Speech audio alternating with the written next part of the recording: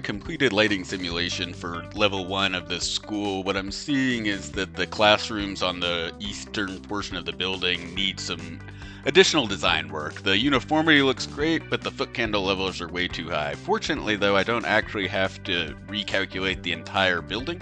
I can just focus on the space I'm interested in. And so if I go into view edit mode, I can select my fixtures. And I'm going to actually replace these with a lower output downlight because I don't want to change the spacing, I just want to do a lower lumen package. And so now that I have those replaced, I can right click and I can just calculate this space. And so the advantage to this is it's going to finish the simulation much faster than recalculating the entire level, and so I can get a quick answer to see if this new downlight is going to be a better choice or if I need to find another photometric file.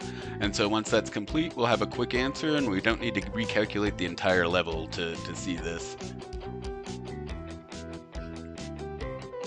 And so now with the simulation complete, I can view just these results in my lighting plan, and it's actually going to crop to this specific space of interest. And so that's looking a lot better. 40-foot candle seems appropriate for this classroom.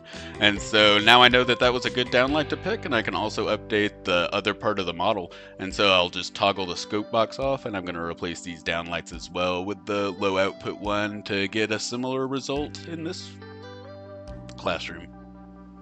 So replace, pick my low output fixture, and then I'll recalculate this space as well. Again, I don't actually have to redo the simulation for the linear environments because I was happy with those results. I'm only calculating the space that's of interest, and I can do this all day long and keep doing additional iterations. You can also calculate more than one space at a time if I did want to delete that, for example, just to see the effect.